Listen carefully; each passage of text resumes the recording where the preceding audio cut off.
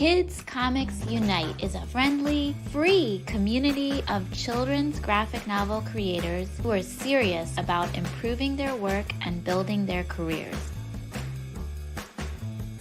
This month, we're excited to highlight some of our members' crowdfunding campaigns as part of our partnership with crowdfunder.com. Our very own Patrick Lugo will be hosting these streams. Patrick, take it away!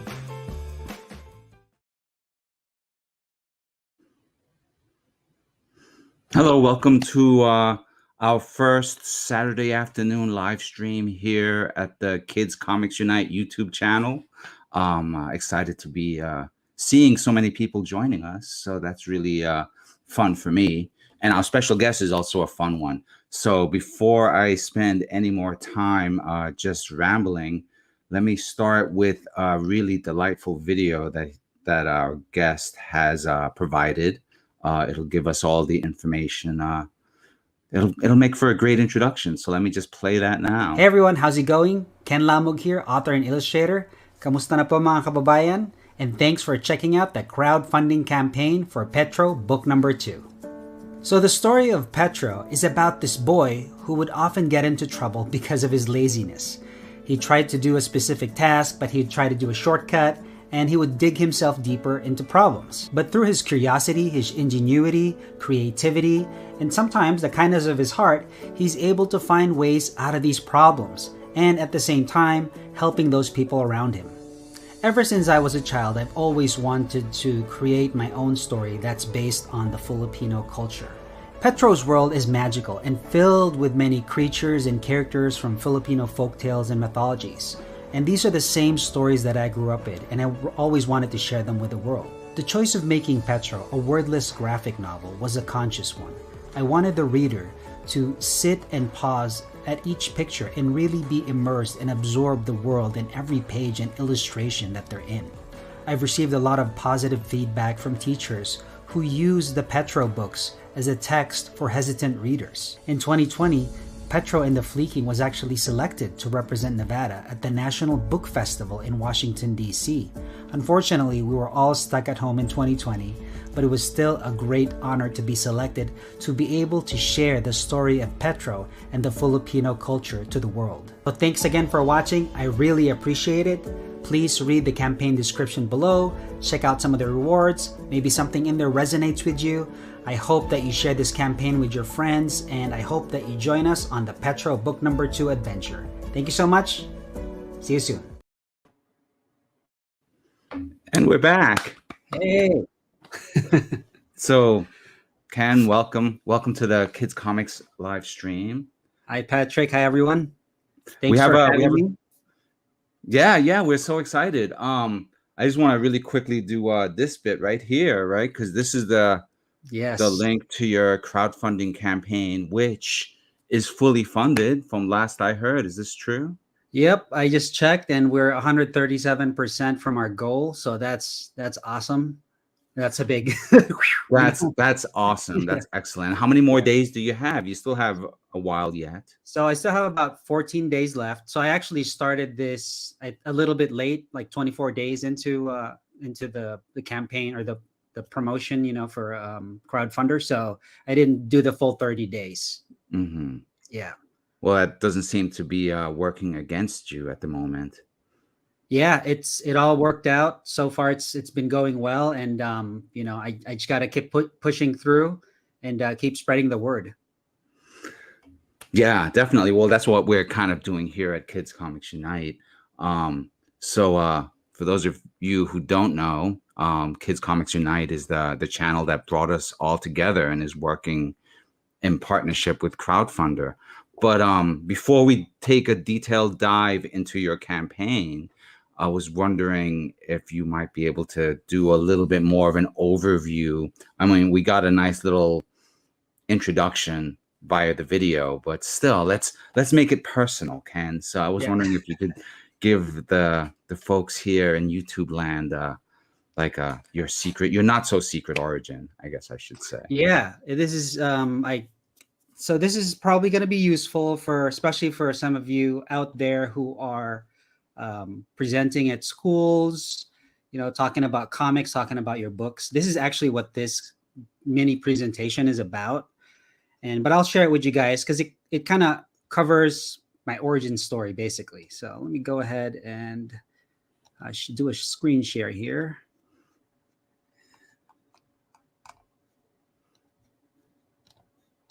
All right. So you guys can see that? It's popping up right now. Boom, right. there it is. So like I said, this is something you can take whatever you want from this. This is a presentation that I use when I go to schools and present to kids. So it's kind of geared mostly for kids. I've made it very visually interesting, and I kind of have a story to go with it. So typically when we're presenting our origin story, like what information do I select from my life that would be relevant to kids and to the audience. So I try to kind of make an arc out of this. So let's go ahead. So yeah, I introduce myself. My name is Ken. I'm an author and illustrator, and I talk about making picture books, graphic novels, and comics. And cool tip, if you have pets, they are fun with kids. They love pets. So I have my two pets, Moose and Chloe, who are very much motivating me to get out and take them for a walk, and they're very entertaining and very good stress reliever. And here's a photo of my family, and I have 3 boys and my wonderful wife who's been there from the very beginning. And this is a photo that was taken at the High Roller here in Las Vegas, which is that big kind of like a Ferris wheel where you go into the balls, and I think it's like about like half an hour or an hour to go around the entire high roller. And so the photo, the funny thing is that there's aliens in there. So I present it to kids. I tell them like, do you guys remember when the aliens came here to to Las Vegas and they invaded Las Vegas? And the funny thing is some of the kids are like, yeah, I totally remember that. And they really get into it. And so I kind of like make fun of the other kids that don't remember it. I'm telling them like, the ones that don't remember it, I'm pretty sure you guys got brainwashed by the aliens, and we get like a big laugh out of that. And so I started introducing again some of my books. Like I said, I make picture books, graphic novels, and comics. And I actually started my illustration style with kind of like an Edward Gorey, very like dark, more adult oriented. And those are my books here, kind of towards to the right. So this Stumps of Flat Top Hill, which is a girl that goes into a haunted house, and also A is for asteroid, Z is for zombies, which is kind of like an alphabetical end of the world for each letter of the alphabet. And then I had to transition my style from creating these more dark parody, adult type of content to more children specific. So I had to change there. And another one that I was super proud of is when I created the library card for the Las Vegas Library District. So this is really cool because, when you show this library card to people around town, they recognize it right away. And you're like, yeah, I created that art. So that's pretty nice. And again, the Petro and the Flea King, which is actually the first book for the Petro series. And we're crowdfunding the second book right now. So the first book is one that was selected to represent Nevada at the National Book Festival in Washington, D.C. And again, this whole project started off as a passion project and something that I just did because I wanted to be able to tell the story of Petro. And so I go into how I became an author and illustrator. And for me, it all started back when I was a kid, right? Being a kid, there wasn't anything special about me, except for that I like to use my imagination. So I talk about how I imagined myself writing robots when I was a kid, along with my friends. And because my dad was a electrical engineer, so he'd always be working on electronic stuff, and I imagined that he was building a robot for me and my friends. So it was one of those things that we would pretend play. I also imagined that I was a world traveler, adventure, kind of like Indiana Jones. And also like a ghost hunter. There was this school that I went to back in the Philippines where we had a basement. So the school was a Catholic school and there was a basement, and me and my friends would go into this basement. It was really dark all the time. And we would kind of just fool around and pretend that we were fighting ghosts. But oftentimes we would just get in trouble, getting caught by the teachers. And there was obviously nothing there. But, growing up in a very, I guess, the culture of the Philippines, it revolves around a lot of mythology, a lot of creatures, monsters, and things like that. So we were kind of brought up in a superstitious kind of culture. So oftentimes you would, try to imagine all these different creatures that would be around the neighborhood, or, even in the basement. And again, kind of like Tarzan, I pretended I was Tarzan jumping from tree to tree, or I would pretend that I was a super baby, kind of like Superman or Goku crash landing from another planet and, saving people, rescuing people. And so, like I said, for me, I started back in the Philippines. That's where I was born and raised, primarily in the main city of Manila and the neighboring city called Quezon City.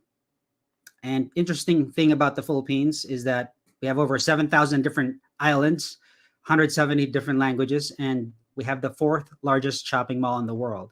And this always gets a crack from the parents when I present this at school, because, it's all about shopping. So I tell them like all the different things you can buy, and you have to get on a tram to go from building to building at these malls because they're so big.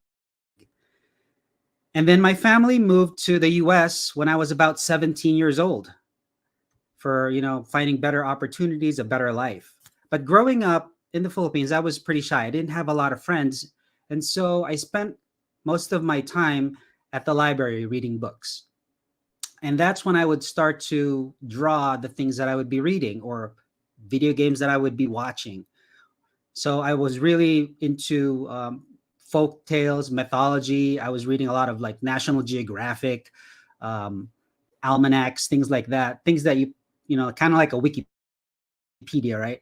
But back then, I would just read this from the library, or my dad, I remember he bought a set of encyclopedia, but it was missing a whole bunch of letters. So I was just reading a lot of those things, and I really got into the facts and trivias and things like that. And so that's when I realized that you could be a cartoonist. And back then, comics were expensive. So I was really reading mostly comic strips from the Sunday newspapers. And then so I would start drawing all these different things that I was imagining. And I had paper everywhere with all my drawings, right? And we had a copy machine. So the house that we were living in, the front of the house was a store, and we ran that store. And that changed from, selling knickknacks to, at one point we had a copy machine in there, and in front of our house was a school, and in front of the store was a school. So the kids would always go to the store making photocopies, and that copy machine would break all the time. And so we had just a bunch of paper left over, and I would make grab all those paper that were just useless basically, and I would start turning those into comics. And so this is around the time when I introduced this character. So this character is kind of based on a real person, but for the purpose of presenting to kids, I totally fictionalize the character, and I call him Mr. Meanie. And you can see he's kind of a hybrid of of SpongeBob and Wario. So the kids will recognize this, and they'll start laughing. And then so when I introduced Mr. Meanie, I'm like, so what do you guys think Mr. Meanie did to all my drawings? Because Mr. Meanie is the person who doesn't support you in what you do, right? And so we get some guesses, and some of the kids will get it. And I tell them, yeah, basically Mr. Meanie took all of my drawings and burned it. And so, and this, guys, this really happened, but I'm not going to say who Mr. Meanie is because I don't want to get in trouble, right? But all my drawings really got burned.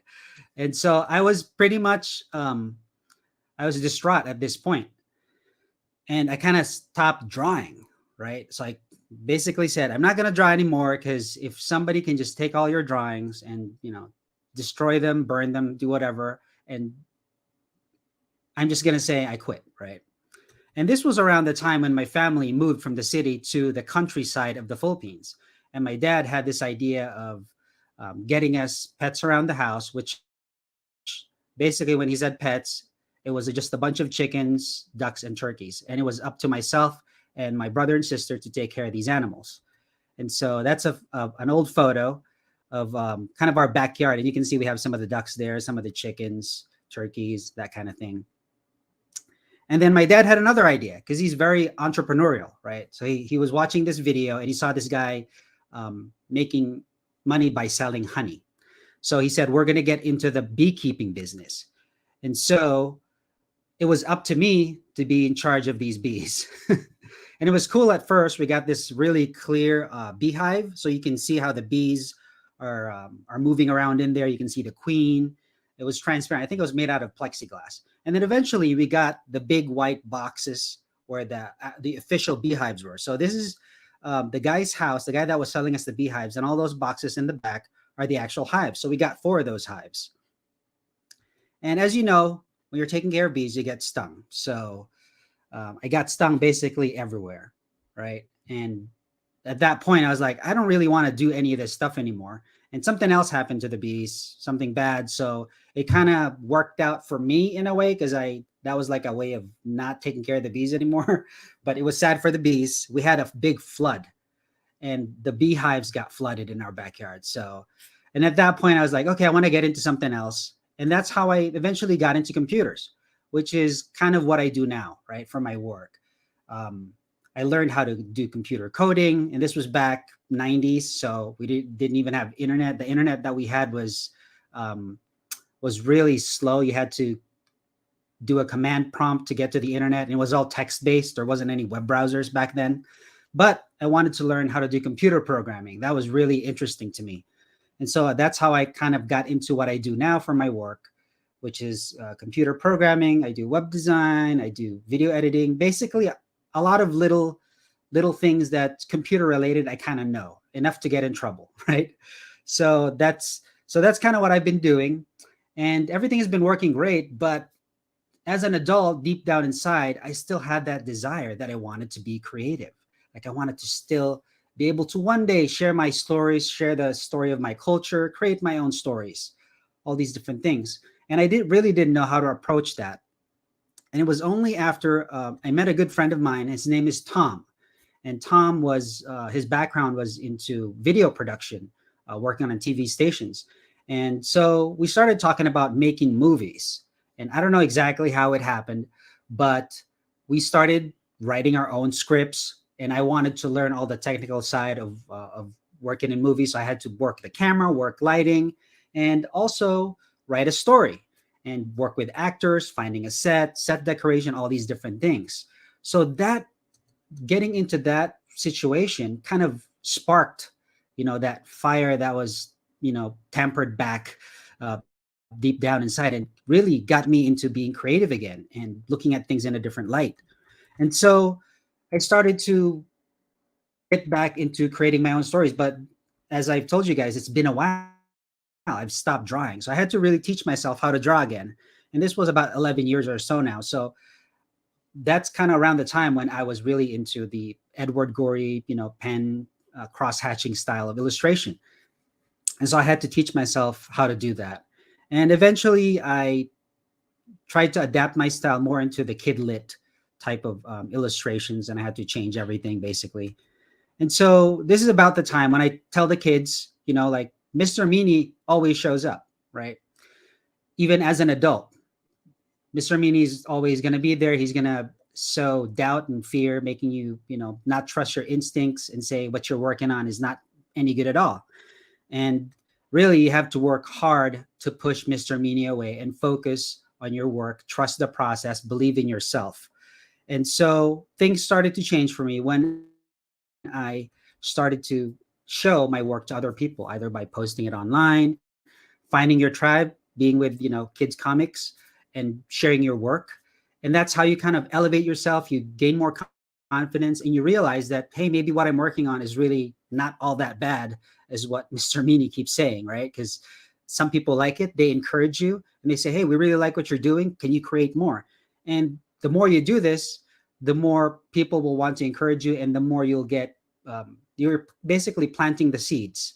And then that's when opportunities show up. So for me, that's kind of how it all started. I just planted the seeds, even doing free stuff for a lot of publications and things like that. And people reach out to you. Hey, we like this idea for what you've illustrated. Do you want to work on a project with us? Do you want to work on a book with us? And those things become actual paid work. And then that's how you get better, and that's how you start working on actual big projects. And so that's kind of how it all started for me. And that's where I am today. I just kept doing that over and over. Trust the process. You're going to have ups and downs, but as long as you keep plugging away, you're going to eventually get to that point that you want to reach. So that's kind of what I present to kids. Obviously, I'm way more animated when I'm presenting to kids. Yeah, and you're not like a little tiny box in the corner. That was such a great thing to see. I mean, Ken, your art looks just so effortless the way that whole presentation was. I can just imagine kids being swept up into that world. Yeah. As long as you're not talking to a little bit more of the middle graders. The middle graders are just like, they don't care. They're too cool for school. But the younger kids, they're really into it. And yeah, there's a few things that I mentioned. So when I talk about like getting into computers, I start talking to kids, right? Like, who here likes computers? And then they're like, yeah, we love computers, right? It's like, who here loves playing video games? Like, yeah, we love video games. And you start naming the games that they're into, right? Like Fortnite, all these different games. And the more you like name the games, the more they get amped up.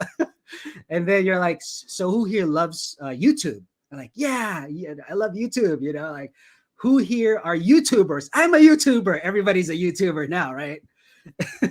And how would you like to review my comic, right? And then I kind of get them in trouble. I'm like, all right, teachers, make sure to take the names down because you guys are way too young to be on YouTube. And then they're like, they're like, all that credibility you've built out the window, right? Yeah.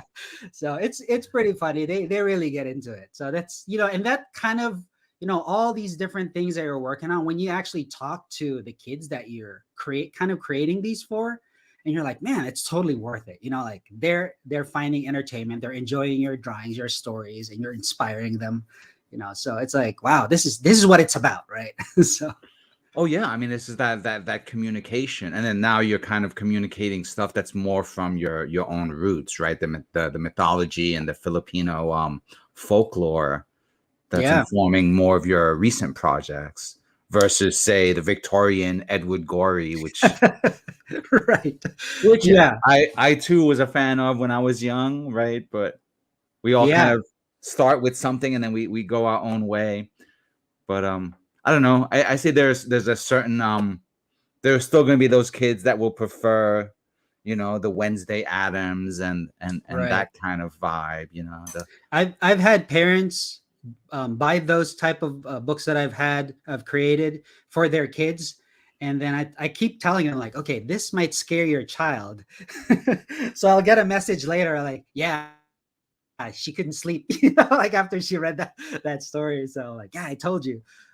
But the parents really get into it. I think maybe it's partly nostalgia. They've kind of grew up with that style. So when they read it, like, I kind of remember something similar to this that, I read and they like it. So, I still love it. And when the opportunity arises for me to do something like that, I'll jump on it again.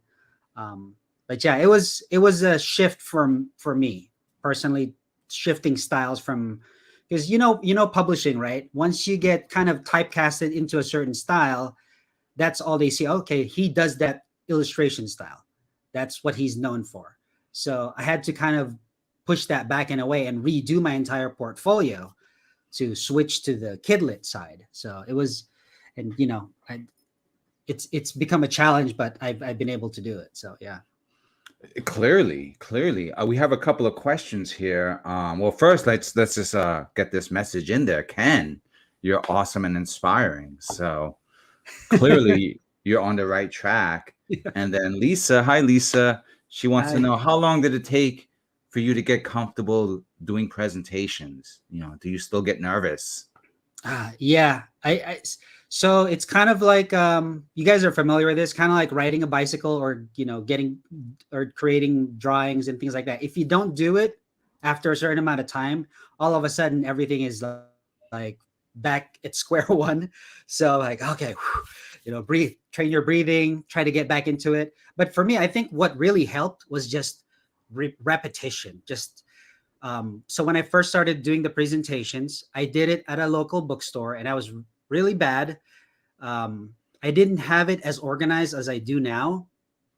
But what I did was I revised the presentation several times. But the key for me was just practicing and rehearsing. So I would be in the car driving to work, and I would be like just repeating it over and over, repeating my lines over and over. So when I got to the actual presentation, everything would just flow, and I would stop breaking and doing the ums and all these different things. And, I would kind of get my jokes in, all these different things. So it was a lot of repetition. So yeah, that's kind of the key point for me. But I really tried to improve this each time by adding new things and seeing how the kids react. So it's almost like stand-up, I think. Okay, so then what was the newest thing you added for us kids today? Oh, I didn't change anything for today. No. So I actually, last one that I presented was a couple of weeks ago at a library, and it was for the summer reading program. And so I presented the same thing, but I added more stories into it. So when I show a slide, you kind of have to gauge and see from the audience and kind of read it and see if they're interested at something. Then you can expand on it more, that kind of thing. So yeah. Well, today we're interested in your crowdfunder project, right, Petro. Yeah. So I wanna zoom into some of what you've got going on there. But I figure the first way we could do that, right here, as we're coming close to the 30-minute mark, I'm going to play your campaign video one more time for anyone who kind of rolled in late. And then as soon as that video is done, we can just jump right into actually taking a look at your campaign and really get a sense of like what it is you're putting out there for this summer's spotlight. Sure. So the first thing I want to do, however, is drop that bit of information, which is always helpful to anyone who's coming along. And then I'm going to press play. Hey everyone, how's it going? Ken Lamug here, author and illustrator. Kamusta na po mga kababayan? And thanks for checking out the crowdfunding campaign for Petro book number 2. So the story of Petro is about this boy who would often get into trouble because of his laziness. He tried to do a specific task, but he'd try to do a shortcut, and he would dig himself deeper into problems. But through his curiosity, his ingenuity, creativity, and sometimes the kindness of his heart, he's able to find ways out of these problems, and at the same time, helping those people around him. Ever since I was a child, I've always wanted to create my own story that's based on the Filipino culture. Petro's world is magical and filled with many creatures and characters from Filipino folktales and mythologies. And these are the same stories that I grew up in, and I always wanted to share them with the world. The choice of making Petro a wordless graphic novel was a conscious one. I wanted the reader to sit and pause at each picture and really be immersed and absorb the world in every page and illustration that they're in. I've received a lot of positive feedback from teachers who use the Petro books as a text for hesitant readers. In 2020, Petro and the Fleeking was actually selected to represent Nevada at the National Book Festival in Washington, D.C. Unfortunately, we were all stuck at home in 2020, but it was still a great honor to be selected to be able to share the story of Petro and the Filipino culture to the world. So thanks again for watching. I really appreciate it. Please read the campaign description below, check out some of the rewards, maybe something in there resonates with you. I hope that you share this campaign with your friends, and I hope that you join us on the Petro book number 2 adventure. Thank you so much. See you soon. Awesome. Who's that guy? He's so good. I know, looking good now. And here we are at the page, with you residing at a nice 137%. Yeah, percent. I think we got one throughout this presentation, so that's cool. I believe it. I mean, look at some of these responses that are coming into the comments. Like, such an inspiring story, Ken, especially for an introvert. So excited to see more Filipino mythology stories from you. Yeah, thank you so much. I recognize that icon. That's very right. Unmistakable. And then also we have another. Ashley and Jeff want to know, what kind of opportunities, tips would you give artists looking to get their work out there? What kind of tips? So when I was first starting, I was lucky enough that there was this online magazine. What was it called? Um, I have to look it up. But the online magazine was focused on horror stories, but it was kid lit, like for kids, right? So it had fantasy, folk tales, horror that was combined with it. And so they were looking for illustrators to illustrate the stories that because it's I think it was more of like an anthology. So authors, writers, and illustrators were creating this magazine, and they were just kind of writing a story, and then an illustrator would come in and illustrate the story, and they would publish these magazine on a quarterly basis. And it was all online, and it was free basically. And so I saw this, and I was able to get in and illustrate some of the stories in there. And luckily enough, one of the editors for the magazine, eventually she became an agent. And since I was consistent in my illustration and I was always on time, I was prompt with my submissions. She saw the potential and encouraged me to submit to her agency. And so that's kind of how everything got started for me on the publishing space. And so that was a big step. So really it was contributing, participating. So even if I see like an anthology for a local comic book group, hey, we're putting together an anthology. We've got this particular story. We need some illustrators to do it. I would get in on there because number one, it's good practice for me to participate in those kinds of events. Number two, I love supporting local groups, especially because the scene here in Las Vegas, it's not that big. So being able to participate, I feel like it encourages other people to step up and kind of, creates that culture. So, or builds that culture. So anything like that, any opportunity that shows up, even if it's technically free, I don't get paid or anything, I'll try to put my name in the hat. And so again, that's kind of how you plant the seeds, right? You're creating relationships, you're planting the seeds, and you're also improving yourself and getting better in what you do. And you never know what kind of opportunity will come from it. So that's what I try to get into. Agreed. And look at this. Super inspiring, especially if you've had a Mr. Meanie of your own nearly snuff out your dreams. I'm so glad you got back to making your art and can't wait to read your new book. Thank you. Yeah. So and Mr. Meanie is kind of universal. So yes, Mr. Meanie coming to an art studio near you. Yeah. Oh, I have to give credit. So Mr. Meanie, even though I added him in there, the idea for Mr. Meanie actually came from a very first presentation that I did. Because I was having the kids create their own characters, right?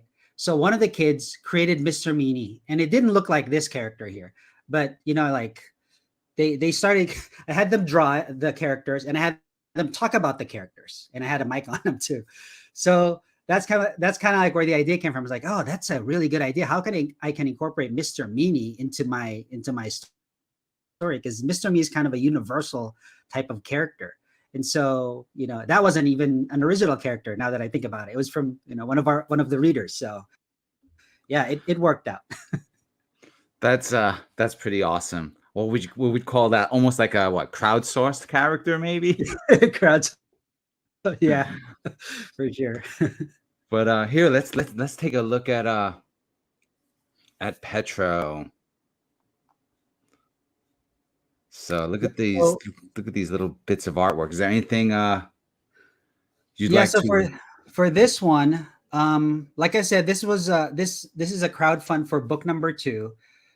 And so when the idea for doing a crowdfunder came up, this is the first one that came to mind. But I didn't really have a lot of time and resources to generate new art for it. I was able to create, I think, a couple of pieces of new art, but everything else was just used from the previous book. So it worked out, and I really like the illustrations from the previous book anyways, and the new book is going to be very similar in style. So that's kind of my strategy when I went into this. I'm like, okay, I'm just gonna use some original art in here. I'm not going to stress out about this because my first crowdfunder was, I don't know, 7 years ago. And that was very stressful. So I really made it to a point this time around to not stress out about this. So I'm like, okay, I'm going to put this out there and we'll see how the world reacts to it. If they like it, then they like it. If not, maybe I'll do it, but it'll just be pushed a little bit later, you know?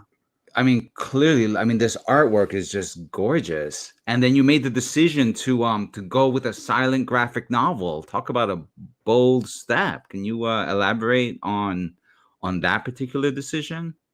Sure. So one of the reasons why I decided to create it as a silent graphic novel, I really wanted to make this into a Tagalog, like a Filipino worded graphic novel. But then I knew there would be barriers for uh, readers because you wouldn't be able to read it. You know, most of the audience, at least here in the US, would be in English, and I didn't want to do that.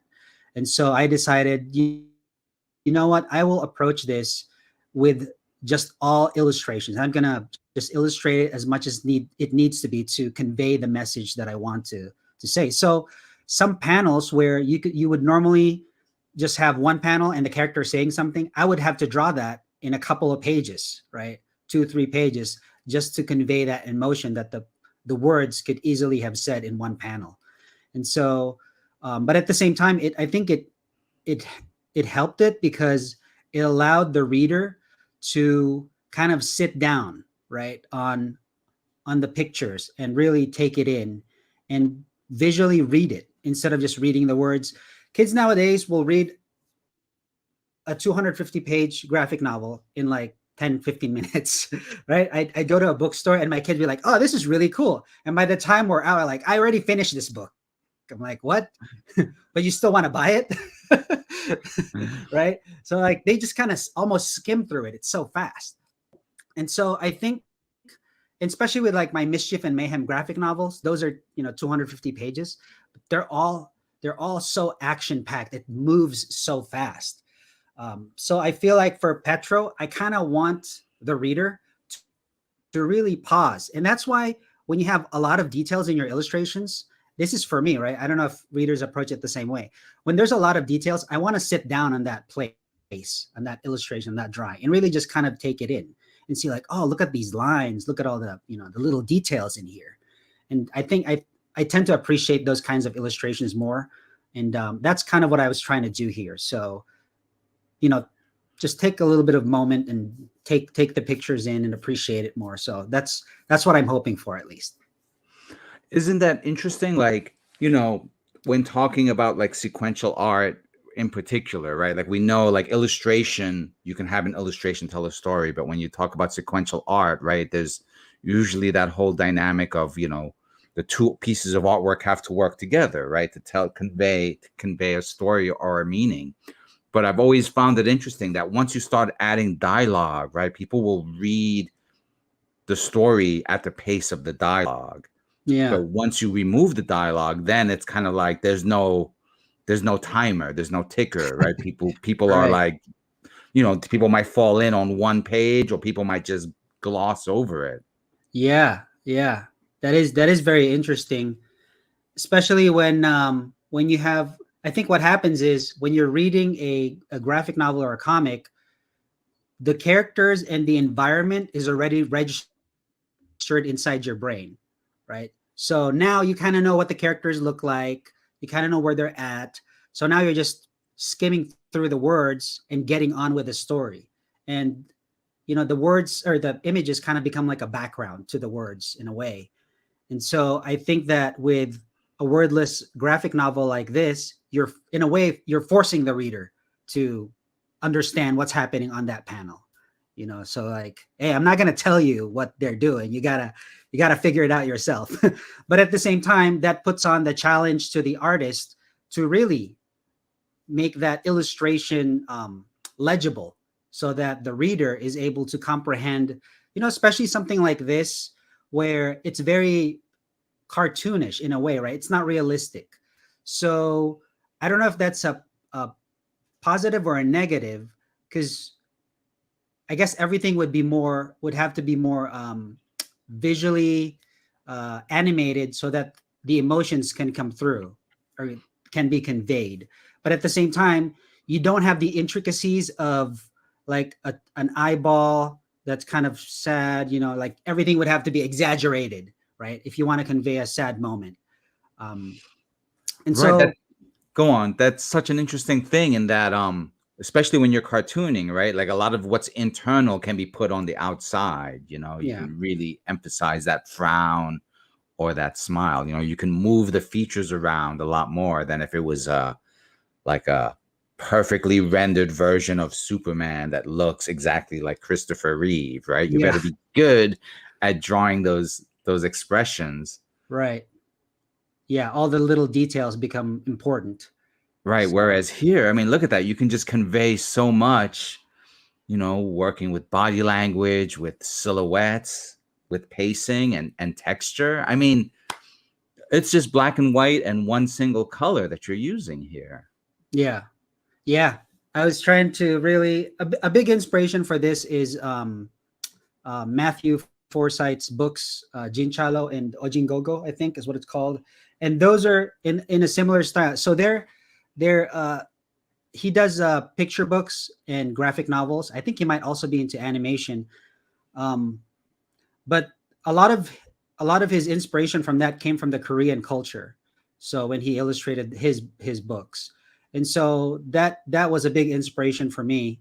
And again, going back to the Edward Gorey style of illustration, where it's just just pen and ink, pen and paper, basically, and just duotone. And I tried to create some texture with the hues, and I think I'm planning on doing the same thing for the second book as well. But yeah, it's just this is positive in a way where I get back to my roots of just drawing with ink and paper, which is a lot of fun for me. So So are you actually putting ink on paper? Are these actual physical pieces of um, artwork, or are you working in a digital no, environment? not for this one. I used to do it for the original ones, but it just takes a lot of more time to do. So I tried to streamline my process, which is why I kind of switched to digital. But yeah, replicating that look for me is really fun. Oh, I mean, you've clearly done a great job of it. And the thing with working on paper is that adds up, right? You end up with piles and piles of paper, and Yeah. wouldn't want to accidentally summon another Mr. Meanie in that case. Yeah, for sure. But look at this. I'm counting 1, 2, 3, 4, 5, 6, 7 endorsements from a number of really impressive looking logos. Yeah, and a lot of these when when I created this originally, I wasn't sure if it was going to be picked up traditionally, but I always one thing that I really love about the comic book uh, community is that it's a very um, self-sufficient, very do-it-yourself type of attitude. So especially coming from the group here in town that I live in, and everybody just kind of self-publishes, right? And so that was kind of a plan B for me, was to just if it doesn't get picked up by a traditional publisher, no big deal. I'm gonna self-publish this because I need to get this out into the world. And so in that regard, I had to take the initiative and try to promote it, get it into a few awards, that kind of thing. And so that's kind of what inspired me to submit it to all these different organizations, try to get recognition for it. That's amazing, and that's like a whole tertiary skill set to be able to just be on that calendar and know submission, know where to look, know when to act, to just be able to get in on those deadlines. So on top of doing the art, doing the production, and then doing the hustle, it's just like it's one of many hats that I suspect you have handy. Yeah, it's that's kind of how I'm like a jack of many trades, I guess, in a way. And yeah, I think it all comes back down to that same attitude of trying to improve your skills and learning new things and doing it yourself. If nobody will do it for you, you got to do it for yourself, kind of attitude. So yeah. Yeah, that's a super valuable lesson. It like, I can looking back at my own artistic journey, right? And I see how much time I spent waiting for someone else to decide to publish this, that, or the other thing, as opposed to like really going out there and doing it, right? Getting things Right. done. But I want to take a look at a couple of your specific offerings here on your campaign, like this early bird limited goodie bundle. Can you would you care to elaborate on this one in case anyone out there is slightly on the fence? Yeah, so I tried to simplify my rewards here, so it's not to overcomplicate, all the different offerings. I think that's a big advantage. So for this one, so you get a signed volume, you get digital download, and a limited edition sticker pack and bookmarks, and also for I believe it's any reward that's over $20, you get a mention in the book, which is I thought was really cool. And back when I was starting a few years ago, when I was doing a lot of or participating in a lot of crowdfunding, when I saw them like, oh, I get my name in the book, I'm gonna go and contribute to this one. So I was really into it. But for this one, since we've exceeded the pledge already, I think 140% now, I'm even thinking of adding more freebie bundles into it. So I have to really assess the cost and things like that. I actually ended up buying like a sticker maker machine, where I'm like, I want to learn how to make my own sticker now, So I'm like, I'm gonna give everybody free stickers. That's exciting. We'll have to discuss making stickers because I want to know what a sticker making machine looks like. Yeah, But yeah. But we have a question coming in from a young reader. Lisa's daughter wants to know why you like creating stories.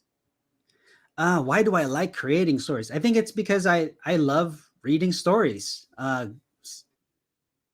Growing up, I was really into, like I said, fairy tales, folk tales, all these different things. And in my family, we didn't really have a lot of, like investment in fiction, that kind of thing. So like we didn't read picture books growing up. So those are things that I picked up later when I went to school, and that was in a way an escape for me, right? I would get into choose your own adventure books, and I had like a whole set, and so that was in a way for me to escape into a whole new world. So I think that's kind of the same thing that I want to impart. And so all the stories that I'm creating are stories that I would have wanted to read when I was growing up.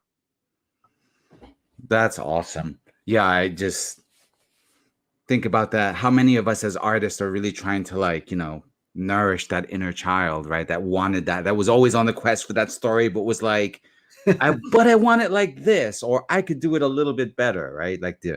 How many of us as kids were like, I could draw that better, Yeah. Yeah. One of the comics that Mr. Meany burned was actually, I made a comic for Indiana Jones. So it could have been Indiana Jones 6 or something, right? But I made a whole comics of Indiana Jones. And yeah, it's just like creating my own fan art, I guess, back then, or, fan fiction. So. Oh yeah, exactly. I mean, fan art has become such a huge thing. I know Yeah. I like to spend because I'm a working artist, right? Usually if I'm drawing, it's because there's some money or some kind of reward associated with it. Mm-hmm. Although to come back to something that you mentioned earlier about mining for opportunities, I've definitely found it valuable to set a little bit of time or a little bit of my workload aside so that I can offer some free art to a project that I'm a fan of. Right. That kind of thing can kind of pay off unforeseen dividends in the future. But yeah, so sometimes if I'm not doing that, I have a little extra time to have fun doing fan art, which I think is a great way to do artwork for one's own pleasure without having to Right. assign a price tag for it. Yeah. But One I of the things that I digress. wanted to get into is zines, right? You've done those. So just like some of these, there's actually like a zine event happening here in a couple of weeks or sometime in August or something like that. And those are some really creative, where they cut everything out, paste it together, and create a zine about anything, like how do I cook noodles or something. And it's like a 10-page zine or a fanzine about how to make noodles. So like, man, Yeah, I it's want to such get great. into And that because then that looks really fun. it is. It's another booming thing. I think it's part of what's the timing, right? Like it's so easy now to. I mean, you could just get such a nice quality printout from your at-home printer, or Right. run down to the local stationery store and get your zine printed out there. It's like the barrier to entry is so low. I mean, you could even offer, a PDF, right? Yeah. But Yeah. one thing I wanted to point out, right, coming back to your campaign, is some of the more physical items, right? Like in this case, this perk. Can you elaborate a little bit about your limited edition signed print you're offering? Oh yeah. So this one, I don't have the illustration for it yet, but it's going to be an 11 by 17 print that's going to be signed. So I'm only making a small amount of this just for this campaign. So I think this will be a really cool one that you can, hang on your wall. So it'll be a nice piece of artwork. So I'm very That's excited to see how this will come out. And it's really impressive that you're going for like a tabloid size, right? Because I know, like, having done campaigns myself, right? I'm really conscious of like shipping, right? So Yeah. my prints are letter size so that I have like a uniform mailer that everything can fit in, Right. So are you gonna have Yeah. your tubes ready, branded? That's definitely one of the things that I was considering, because I have the capability of making a 13 by 19. Definitely the shipping is going to be higher for something that, it's going to cost more for packing it and shipping it. And that's one of the big things that was challenging for this campaign, was that I wanted to offer more of an international shipment capability, but I was looking at the prices for shipping. I'm like, nobody's going to pay, twice or more of what they're actually trying to purchase, because just for shipping. So it became a real challenge pricing the shipping out. So for at least for this campaign, I just made it within the local states, and I could ship it much easier that way. But yeah, I really wanted to offer it outside of the country. It's a real trick that I think if someone can really figure out an effective workaround, that's like such an amazing niche, because I think Yeah. that many of us are always contending, even if it's just shipping to Canada. Like once we've Right. exited US borders, right, there's always some extra loops that you have to factor in, and that's Right. just such a tricky challenge to, like, how Yeah. do I've got fans over there, but how do I get my stuff over there, Right. Yeah. It is. It's a big challenge. Right, right, all the more reason for the locals to kind of step up and help. I've found how through certain, I'm still trying to figure out how the magic works, right? But there's almost a way to get like the local shipping, which more people are, okay, personally, more of my backers are local enough that they could almost help subsidize some of the overseas shipping if the Mhm. pricing works out. But it's like part magic as well as math, and you just cross your fingers that you're not pulling, you're not like Yeah. breaking the piggy bank to cover those last minute shipments at the end of it. Yeah, and they got, before I would ship media mail, and I think they removed media mail for international shipments. So I'm like, okay, that's a bummer, because that would save you a lot of money on the cost. So now you have to ship it priority, which is for international. It's a lot. So It's huge. Yeah. yeah. It's, while at the same time we're experiencing this boom in the availability of production, there's like a major like tightening of the ability to get those things out there. So it's a crazy time. But Yeah. I have a comment here that I want to share with you, because we were talking about reading earlier, right? And Marie says, for Marie, reading a graphic novel is like reading piano music. First, she reads the words, then she goes back and reads the images, and then it all comes together, like playing right and left hand together. That's pretty That's a pretty Yeah. keen observation of one's own experience, but that's such a cool visual, right? Yeah, it is. That's very exciting. Yeah, I personally like to play around with how much I can communicate without the words, and then okay, there needs to be a couple of words here to explain, an idea or a concept. Yeah, I mean, a lot of maybe it's just the ones that I've come across. For at least for the younger, younger readers, a lot of the graphic novels are kind of screaming, right? They're always like yelling at you, like, "Hey, da, da, da." It's all action packed, right? And it's to feed that that desire in your brain to to be triggered and to be like excited about something, right? And I feel like, especially you'll see this a lot in manga, where there's always like a quiet moment, right? When you're reading, there's always a pause. There's like a little leaf that's just hanging by the tree, you know.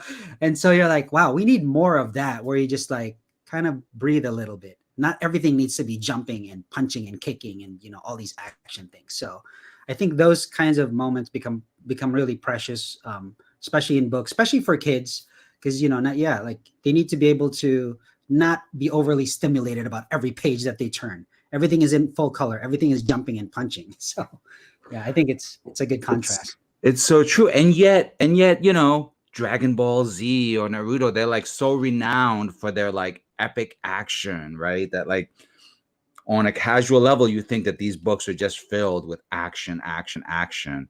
But in reality, right, there's like such a delicate balance of choice, right?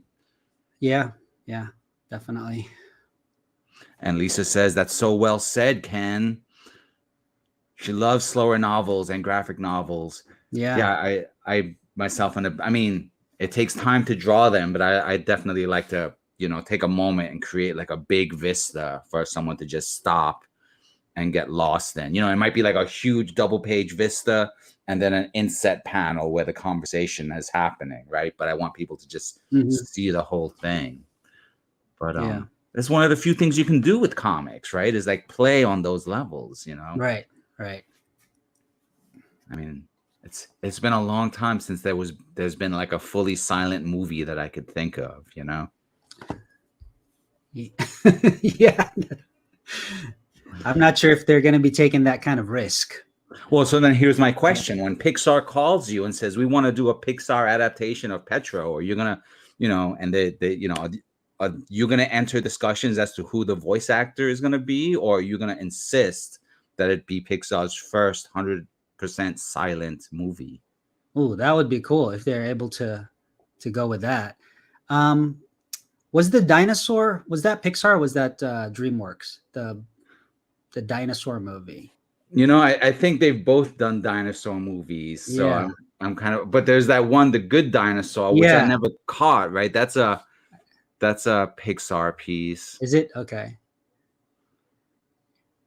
Yeah. But yeah, was that I didn't catch that one, so I don't know if that was fully silent. The last dinosaur movie that I saw was silent was Caveman, starring Ringo Starr, and I was very young when that movie came out. Yeah. What's the, so there's now we're getting into the dinosaur tangent here. Sorry about that. There's that dinosaur one on HBO, and that's obviously fully silent because it's the caveman and a dinosaur, a T-Rex. That's Primal, are you thinking of? Yeah. There's obviously no words there. It's kind of like a Samurai Jack in a way, where everything is mostly quiet, right? So, yeah, same producer, same animator as the Samurai Jack studio. Primal, love it. But we've certainly digressed from what we're here to discuss, which is Petro. Actually, I'm gonna remove this and come back to our main screen, because I want to see how well your campaign is doing up to the very moment. But you know what I found here? I want folks to know that your work is also online, right? I want to before we end, because can you believe it's been an hour already? Wow. Oh yeah. But so I want folks to know, right, that they could find you on Instagram and other socials. And is that the handle you use for all such You got it. items. Life is easier when you just have one handle at Rabbit Yeah, Boy.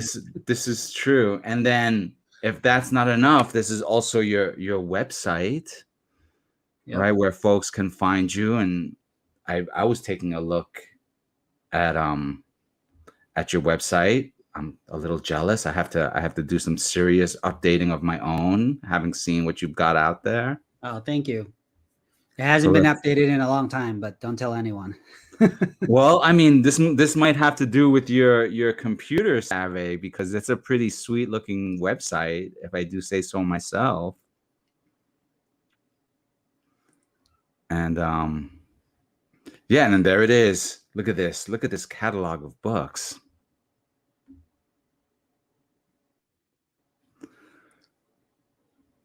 Very, very cool. Yeah, thank you. Yeah, it definitely needs to be. I used to do more. I used to do book reviews of coffee table books. So I would post it on YouTube and post it on my website. But that is expensive. The time it does add up. But we have a few well wishes from Lisa as we're Thanks, ending Lisa. things. Thanks, Ken. And thanks to me. Thanks, Lisa. Thanks everyone for joining us. We've been here for a full hour. And it went by so fast. There's still we didn't even get to start talking about mythical monsters, which I really wanted to All right. take it. And also I wanted to share with you that where I come from in Puerto Rico, there's also a folk tale of a character who's called Juan Bobo, which sounds very similar in the sense that he's Ah, always known for his antics of like trying to finish work early and yeah. I'm gonna set this thing up that'll do the work for me, How and then about I can that? go take a nap, right? And it's just like, oh, where did I hear someone mention a character like that, also Yeah. named I Juan? gotta look that up. That's funny. I guess Yeah, the it's a universal thing. right. The universal, right? The universal Juan. Yeah. But that's just something I had to share with you because I remember you mentioning that, and I was like, oh wow. Yeah. Yeah. Some things truly, like Mr. Meanie, some things truly are universal. Right. But well, we're at the Thank you. 1 hour and 2 minute mark. So what I would like to do is close out with your video one last time. But before I do that, I just wanted to give you the opportunity to, anything that has been left unsaid, anything else you'd like to communicate to the folks watching or the folks who will come across this video in the future during a replay? Yeah, I just wanted to say again, first of all, thanks again, Patrick, for hosting this, and Kid Comics Unite. You guys are awesome for putting all the videos online on YouTube, sharing your knowledge. It's so invaluable to people like myself and people who are just coming up and want to learn about creating comics and graphic novels. So thank you so much for doing that. To everyone else who have seen this video, please support the campaign, crowdfunder.com/Petro book. Yep. The link is There right it there. is. So thanks again. I hope that the story of Petro resonates with you and that you will support the book and also support me in any other way you can. Follow me on all the socials. Send me a message. I get a lot of people asking me about how to get into making comics, or my son wants to learn about comics, what direction to go, that kind of thing. And, when I find the time, I try to reply back to everyone and help out. And for all those who have already supported, thank you so much for making this campaign successful. Looks like we're at 140%. And maybe if we reach 200%, I'll throw in something extra, a bonus in there. So let's keep on plugging away and making this campaign happen. And thanks also to crowdfunder.com for putting this event together. And so make sure to go to their website to check out all the other campaigns. This morning I was on there and I was like, oh, this looks cool. I'll help out a little bit on this campaign. I'll help out on that. So, try to give back a little bit as well. So let's help each other out and make the community fruitful and make it all happen. Agreed. I'll just echo those sentiments and then press play here. Hey everyone, how's it going? Ken Lamug here, author and illustrator. Kamusta na po mga kababayan? And thanks for checking out the crowdfunding campaign for Petro book number 2. So the story of Petro is about this boy who would often get into trouble because of his laziness.